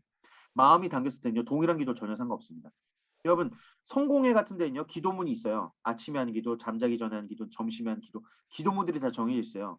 그리고 옛날에도요 여러분 유대인들 보시면요 유대인들도 테필림이라고 해서요 18가지의 기도가가 정해져 있습니다. 그 기도문을 계속해서 읽어요. 여러분 그게 중언부언인가요? 그러지 않아요. 그러지 않아요. 거기에 마음이 담겨 있느냐, 하나님을 만나고 있느냐, 그것들이 중요한 거지. 여러분 기도가 반복되는 것 자체는 전혀 문제 없어요. 그러니까 그냥 하시면 돼요. 여기서 저희 교국 분들이 없지만 저랑 신방을 가시면요, 제가 식사 대접을 받잖아요. 제 기도 거의 똑같습니다. 제가 교구 셀리더 모임 하거든요. 제가 3교구로 오고 나서 제가 기도를 바꾸려고 무던 노력하지만 2교구 때는요, 아마 외우실 거예요. 우리 교구 리더들. 2교구 리더 여기 있으면 똑같아요. 셀리더 모임 끝나고 하는 기도가 똑같습니다. 거의 똑같아요. 순서만 달라. 왜냐하면 동일해요. 구해야 될 것이. 전 그렇게 믿기 때문에. 여러분 결국은요, 우리의 기도를 통해서 뭐가 이루어지냐면 주님의 뜻이 이루어져야 돼요. 주기도문의 핵심은 제가 다 설명 못하지만 하늘에서 이루어진 그 뜻이 우리를 통해서 이루어지는 겁니다. 그래서 우리의 삶이요, 주님의 뜻을 이루기에도 바빠요. 내 뜻 이룰 시간이 없어요. 주님의 뜻 이루기도 바빠. 우리 삶은 사실. 그것도 다 못하고 가. 주님이 우리한테 맡긴 거 다 못 이루고 가. 사실. 그것도 자식한테 넘겨. 딴 사람한테 넘기고 가요. 어쨌든 제가 이제 50분 넘어서 이제 더 이상 못하고 숙제를 내드리면 돌아오는 한 주간 동안 시간을 정하십시오. 그리고 시간의 분량도 정하세요. 뭐 예를 들어 나는 저녁 9시에 30분 기도하겠다. 저녁 9시에 10시에 난 1시간 기도하겠다. 정하십시오. 장소도 정하면 좋아요. 동일한 장소에서 동일한 시간 하는 게 좋습니다. 태국에서 저희 목사님이 가르치셨던 기도의 간단한 방법. 저는 하루에 3시간 통성기도, 강제로 통성기도를 당했는데 안 하면 뒤에서 치고 막 일어나라고 하고 통성을 부르지라고 막 그러니까 그 기도 훈련한 결과 기도는 닥치고 하는 거예요. 그냥 말이 필요 없어요. 이래요 저래요. 아니. 그건 다 필요 없어요. 닥치고 하는 겁니다. 하나님 저한테도 그렇게 알려주셨어요. 닥치고 기도하는 거다. 뭘 말이 필요하다. 해야 돼 그냥.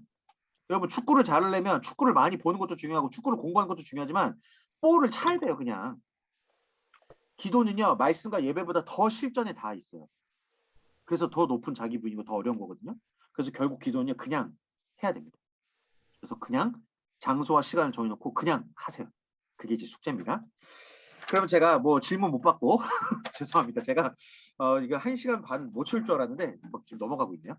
제가 기도하고 마칠 겁니다. 그래서 뭐 질문은 죄송합니다. 못 받겠고요. 제가 그냥 기도하고 좀 마칠게요. 이 편집할 때 기도는 잘라주시면 되는 거죠? 제가 기도하겠습니다. 살아계신 하나님 아버지 감사합니다. 하나님 우리가 예배를 드릴 때 정말 자신을 드린 예배가 되기 원합니다.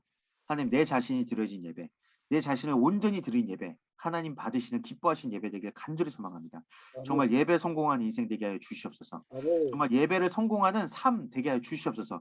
그것을 내 자녀들과 내 가족들과 또한 내가 맡은 아이들과 내가 맡은 세론들과 내가 만나는 모든 사람들에게 보여지게 되는, 내가 보여주려는 게 아니라 보일 수밖에 없는 그리스도의 편지와 향기되는 삶이 되기를 간절히 소망합니다. 하나님의 형상을 회복하는 삶이 되어서 온전한 예배 가운데 우리를 통해서 흘려보내주신 것, 잘 흘려보내는 하나님의 깨끗하고 정결한 통로 되길 원하오니 주님 우리를 통해서 계속해서 주님의 생명과 은혜와 구원과 축복이 흘러가게 하여 주시옵소서.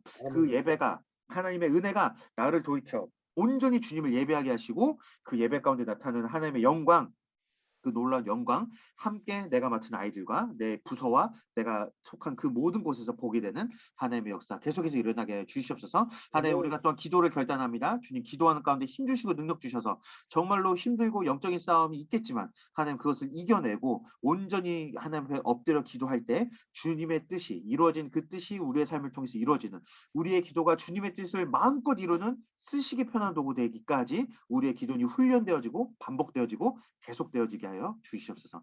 감사드리며 예수님 이름으로 기도합니다. 아멘. 여러분 시간을 좀 넘었는데 죄송하고요. 모두 수고하셨습니다. 네, 언제 볼지 모르지만 여러분 안녕히 계십시오. 네, 감사합니다. 제가 이거 종료하면 되나요? 어떻게 하는 거죠? 감사합니다. 마지막을 안 배웠네. 감사합니다. 그냥 저는 나가면 되죠. 나가면 되죠.